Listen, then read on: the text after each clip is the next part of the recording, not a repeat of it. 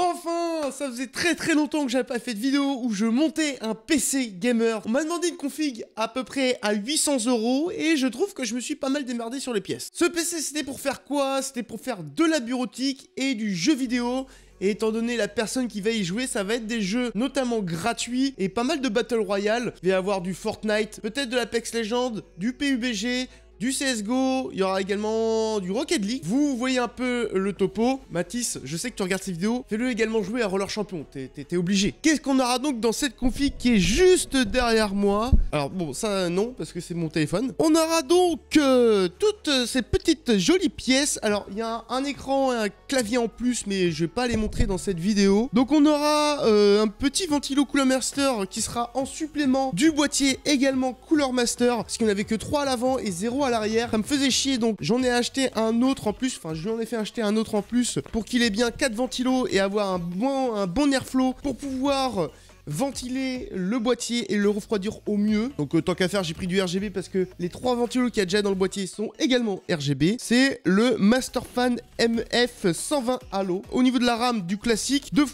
8 Go, donc 16 Go de RAM en 3200 MHz. On aura une carte graphique, donc ça va être la AMD Radeon RX 6600. Pourquoi? Parce que ça va être tout simplement du jeu en 1080p, parce que l'écran c'est du 1080p, on ne pouvait pas avoir plus par rapport au budget qui m'a été donné. Donc c'est une carte qui va largement suffire et qui consomme pas trop, j'ai envie de dire tout bénef. On aura un petit SSD de 1 Tera qui va servir et pour le système et pour stocker les jeux. Je vais le diviser en 2 parties, je pense que je vais faire une partie système à 250 Go et une partie pour les jeux à 750 Go. Au niveau du processeur, on aura un AMD Ryzen 5 3600, pas la version X. Pourquoi un AMD Ryzen 5 5600 tout court? Tout simplement parce que pareil, pour du jeu en 1080p, ça suffira largement, sachant que l'écran ne dépasse pas les 75 Hz, ça sert à rien qu'il bourrine à fond.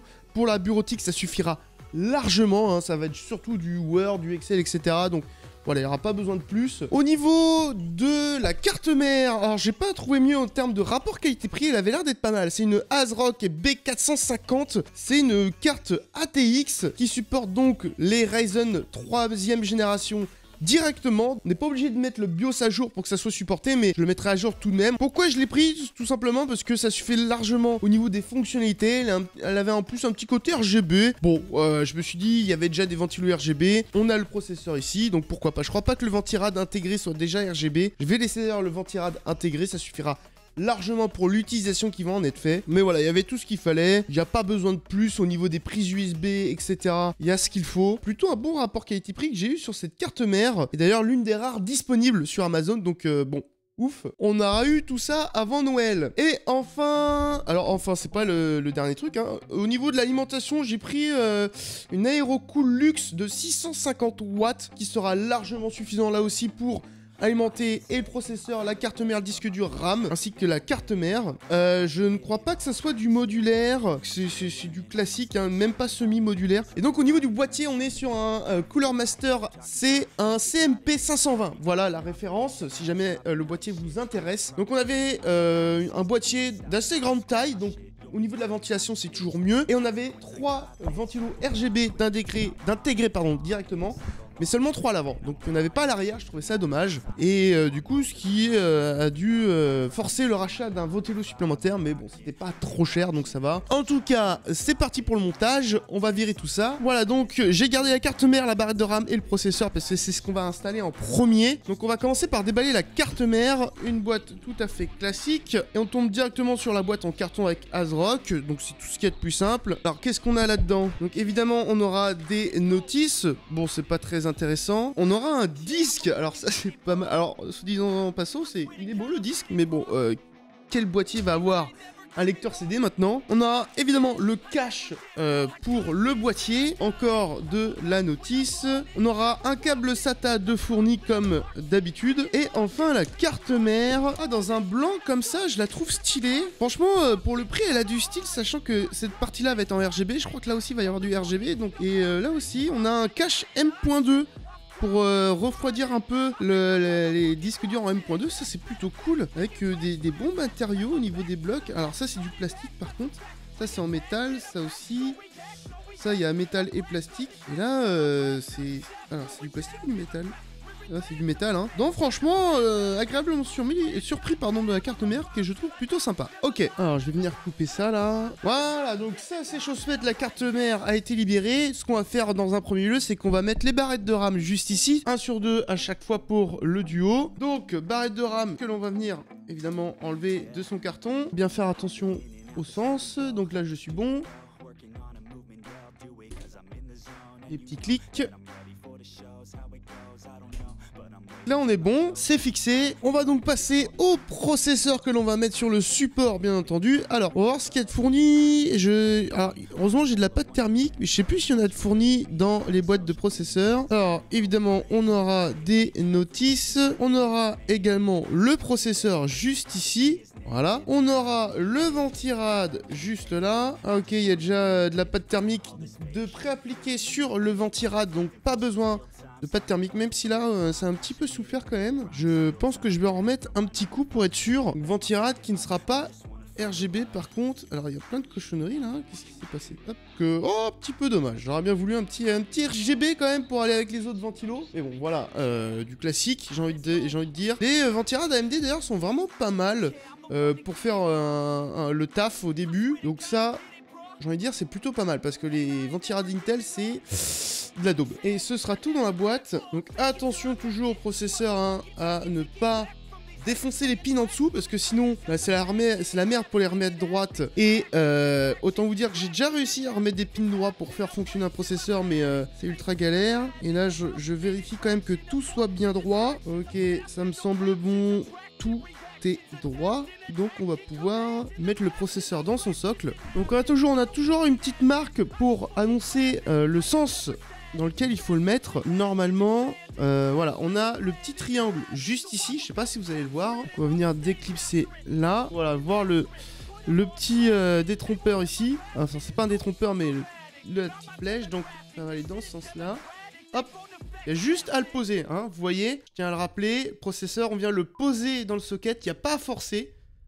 On vérifie qu'il ne bouge plus, et ensuite on revient verrouiller, voilà, avec la petite barre. Là, il bouge plus. Voilà, il n'y a pas besoin de plus. Ne forcez surtout pas pour le mettre dedans. Si vous devez forcer, c'est qu'il y a un problème. Ensuite, le ventirad, on va venir enlever les 4 vis juste ici. Alors, c'est quoi? Ah non, ok, c'est dans la carte mère. Donc, attention à garder la plaque hein, qui est en dessous pour pouvoir visser, sinon ça va être compliqué. Alors, ce qu'on va venir faire, c'est tout simplement venir visser les 4 vis qui se trouvent ici du ventirad là. Alors, attention à bien orienter le câble qui va venir se brancher où? Sur la carte mère, ça va être ici. Donc, venir le brancher dans ce sens-là, et une fois que c'est fait, eh bien on va visser. Alors d'abord visser dans la diagonale, donc on va visser ici et ici. Voilà, les deux diagonales sont vissées, donc il n'y a plus qu'à visser les deux autres, histoire de bien les enclencher. Maintenant, tout est bien vissé, il n'y a plus qu'à visser à fond, pareil. Toujours dans l'idée de faire une diagonale pour éviter que tout vienne d'un côté. Voilà, tout est bien vissé, maintenant on va mettre cette carte mère dans le boîtier. Donc maintenant, on va écarter ça et on va ramener le boîtier. Voici donc le boîtier qui va accueillir la configuration. Donc comme vous pouvez voir, hop, je vais le décaler là. Vous voyez, voilà, je suis là. On a une vitre teintée. Ça, c'est un petit peu dommage. Je préfère les vitres qui ne sont pas teintées, histoire de bien voir la configuration. Avec les 3 ventilos, je sais pas si vous allez voir. Si vous allez voir, hop, 1, 2, 3 qui sont juste devant, qui seront RGB. Derrière, il n'y en a pas. Ça, c'est dommage. Donc ce qu'on va faire, c'est que déjà, on va ouvrir les 2 panneaux. Donc celui de l'avant et celui de l'arrière. Là, rien de plus simple, hein. C'est toujours des vis à main maintenant, ce qui est plus pratique. Alors, on va venir prendre la vitre. Voilà, et la mettre plus loin. Et on va faire pareil avec le panneau arrière.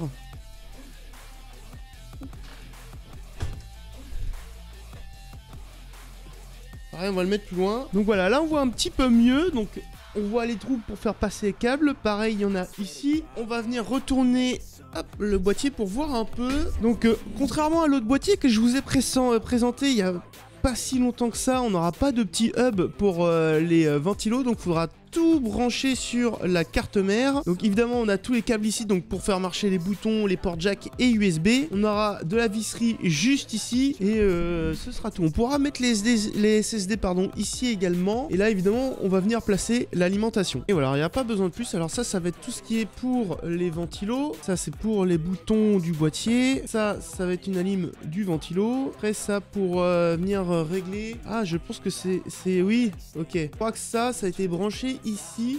Tout simplement pour venir gérer le RGB des ventilos pardon, avec le bouton qui est juste ici. On va laisser comme ça et il y aura juste à alimenter ça. Comment ça a été fait au niveau du câblage? Ça c'est USB 3. Ok, on va voir. Sur ce, on va mettre la carte mère. Alors je vous ai mis de côté que je puisse être tranquille pour mettre la carte mère. Alors on a déjà des vis pré-montées et tout ce qu'il faut je crois pour de l'ATX. Donc ça c'est plutôt cool. On va vérifier ça. Ok, bah il y a tout ce qu'il nous faut, bah nickel, il n'y a rien à rajouter, on aura juste à visser. On va venir mettre ceci en place, donc toujours avec les ports DisplayPort et HDMI vers le bas. On va venir clipser là. Voilà, on revient positionner la carte mère, on envoie de ça dans les trous, et voilà, il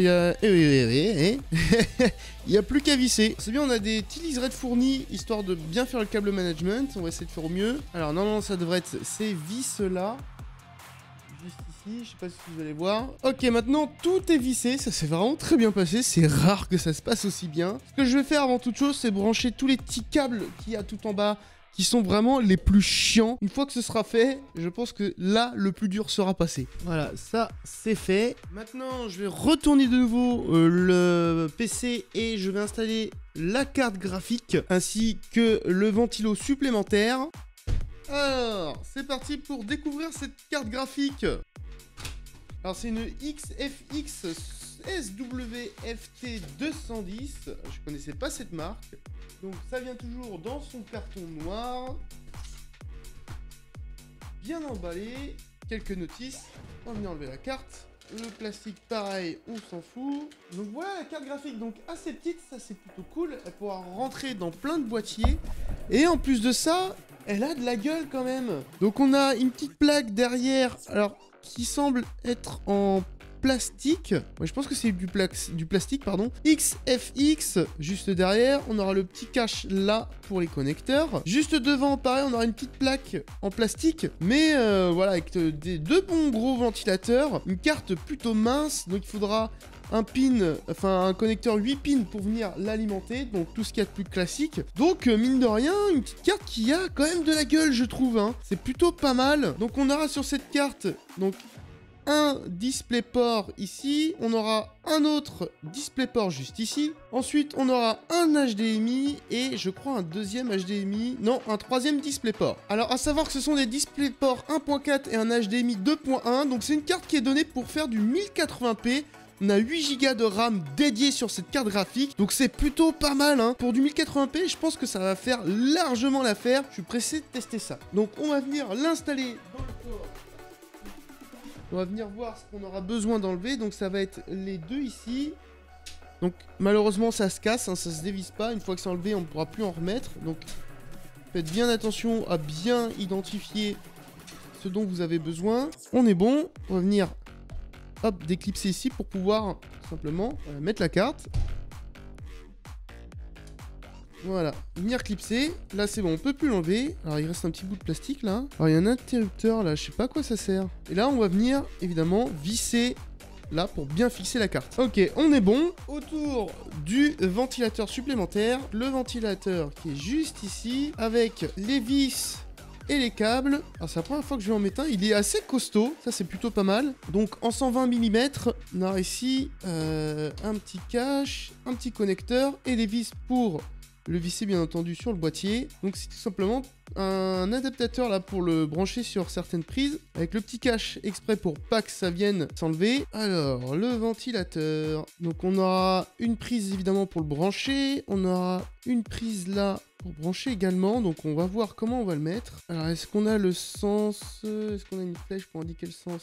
Alors c'est con, on n'a pas de flèche pour indiquer le sens dans lequel il va tourner. Et je crois que ça va tourner en faisant en sorte que ça passe dans ce sens-là, comme ceci. Bon bah voilà, tout ce qu'il y avait à brancher ici a été branché. Donc il n'y a plus qu'à aller derrière pour mettre le disque dur, l'alimentation et faire tous les branchements. Donc c'est ce qui va être tout simplement de plus long et plus chiant. Alors on va passer au disque dur. Alors où est-ce que je vais pouvoir fixer ça? Alors j'ai pas l'impression qu'il y ait d'emplacement pour SSD sur ce boîtier. Ça serait à visser avant de monter le boîtier. Ce serait chiant en vrai.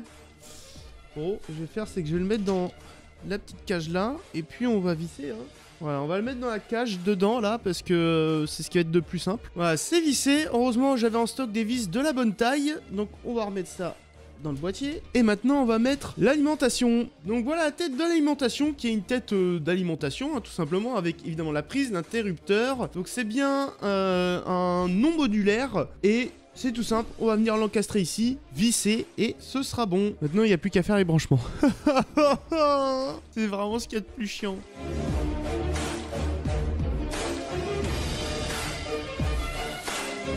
Bon, alors normalement tout est connecté, normalement tout devrait marcher. J'ai un doute là-dessus parce qu'il me manque un pin. Je sais pas si les branchements ont bien été faits pour les LED, donc on va voir ça tout de suite, hein, tout simplement. Bon, il n'y a plus qu'à le brancher, puis on va voir. Alors, bon, allez, on va essayer d'allumer ça. Alors, la prise est allumée. Oh, déjà il y a le RGB de la carte mère. Oh! Alors là, tout s'allume. Et c'est bien ce qui me semblait, celui-ci va pas s'allumer. Le ventirad, c'est bon. Les ventilos de la carte graphique, c'est bon. Elles se sont allumées. Et ce que je vais faire, oula, c'est que je vais passer les câbles d'ici. Hein. Je vais pas avoir le choix. Ok, alors nouvel essai, j'ai réussi à la brancher en bas, mais je suis passé par derrière. Ça me plaît absolument pas, donc il faut absolument que j'ai une rallonge. Mais bon, c'est juste pour voir si je le branche ici, on a bien le RGB qui s'active là. Donc là, je l'ai retourné. Et voilà, effectivement, on a bien le RGB qui s'active là. Donc il va être, lui, géré depuis la carte mère. Si je peux vous montrer, voilà. Regardez, hop là. Ah, je casse tout, évidemment. Le petit RGB, tout sympa ici. Donc lui qui va être géré via les boutons ici. Voilà, on aura les différents modes. Voilà. Donc là, classique.